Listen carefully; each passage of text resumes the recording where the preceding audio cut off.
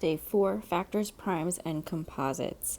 A factor of a number is an exact divisor. For example, 3 and 5 are factors of 15. A prime number is a whole number greater than 1 whose only factors are 1 and itself. So examples of prime numbers are 2, 3, 5, 7, 11, 13, 17, 19, 23.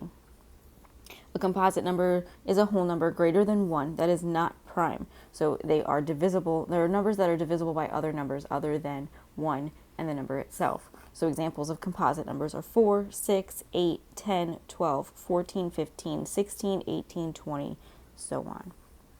The numbers 0 and 1 are neither prime nor composite. Every composite can be written as the product of two or more prime numbers. This product is called the prime factorization. For example, the factors of 24 are 1, 2, 3, 4, 6, 8, 12, and 24. The prime factors of 24 are 2 and 3. So the prime factorization is 2 times 2 times 2 times 3, which is equal to 24, or 2 cubed times 3. To tell whether a number is prime or composite, you can use the guess and check method and a calculator. We are not using calculators in this class, so that is not an option, but the guess and check method is an option. Try to discover factors of the number by dividing. If you divide and there is no remainder, then the divisor is a factor of the dividend. If you find any factors other than 1 and the number itself, then the number is composite.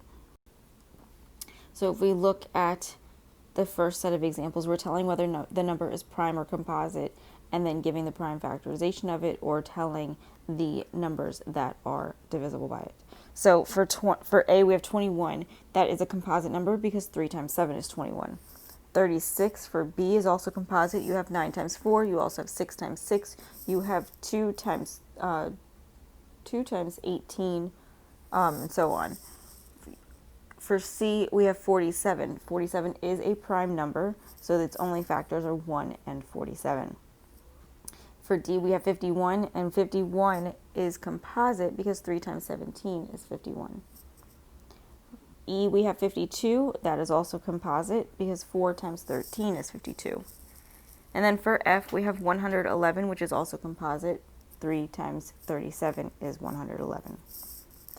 For 2, we have to find the prime factorization of 72. So we can start either way that we see here. We can divide the 72 by 2 and get 2 and 36 and then simplify the 36. Or we can divide the 72 by 9 and 8 and then factor out the 9 and the 8.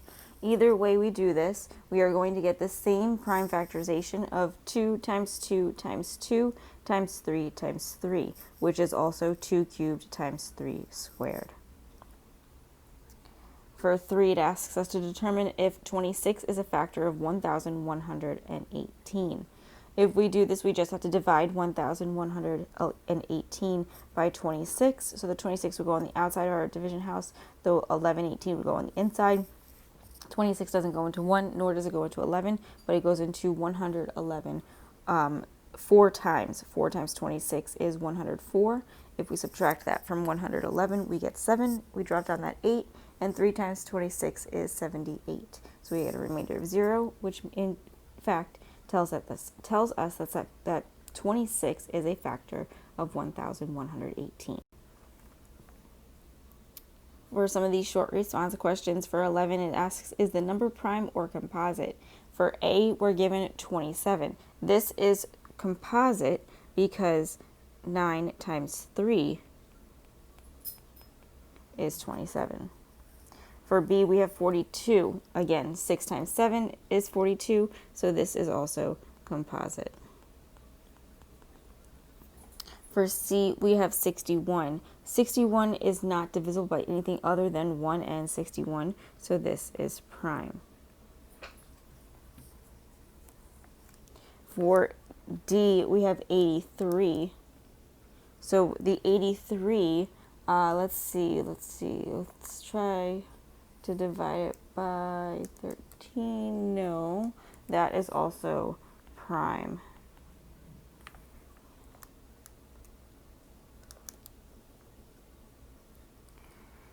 For 12 through 15, we're finding the prime factorization of each number. For so 12, we have 60.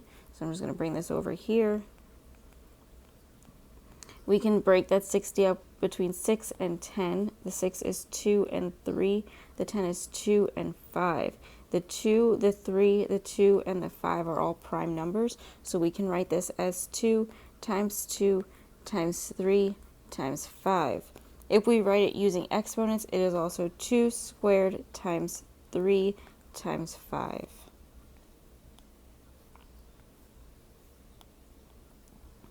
For 13, we're asked to find the prime factorization of 100.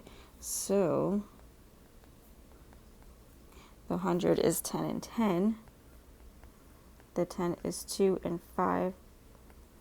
These are all prime. So this is 2 times 2 times 5 times 5, or 2 squared times 5 squared.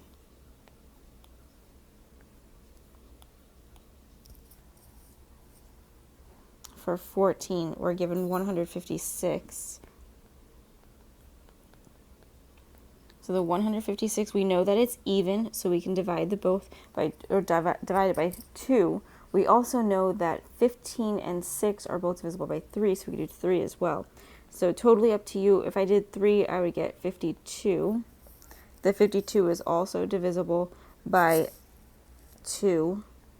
So that would give us 26, which is also divisible by 2. That is going to give us 13.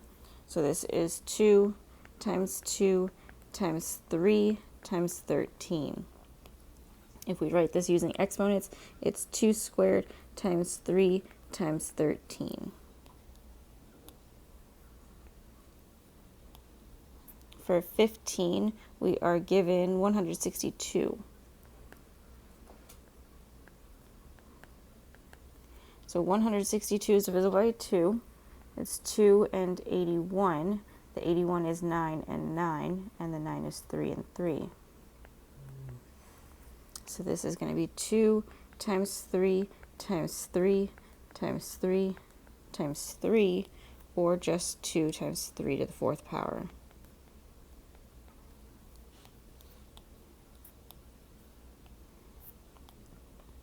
For 16, 17, and 18, we're asked to find each number given the prime factorization.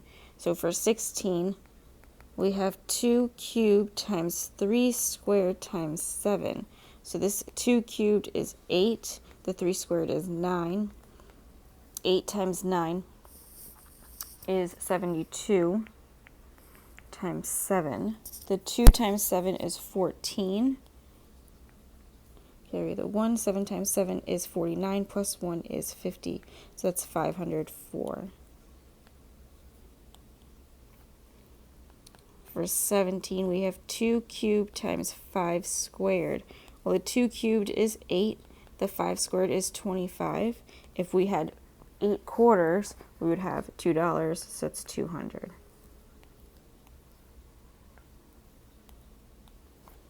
And then for 18, we have 2 squared times 3 squared times 7 squared. So 2 squared is 4. The 3 squared is 9, and the 7 squared is 49. So we can do 4 times 9, which is 36, times 49. I'm actually going to bring this 36 under the 49 and multiply it that way. So 6 times 9 gives us 54. 6 times 4 is 24, plus 5 is 29. We're moving to the 3, so bring down the 0. 3 times 9 is 27. 3 times 4 is 12, plus 2 is 14. So to add these, we're going to have a 4, 16, 7, and 1. So 1,764.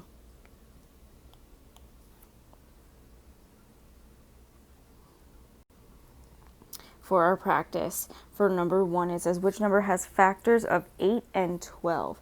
Well, we know that A for 16, 16 is divisible by 8. However, it's not divisible by 12. So that one doesn't work.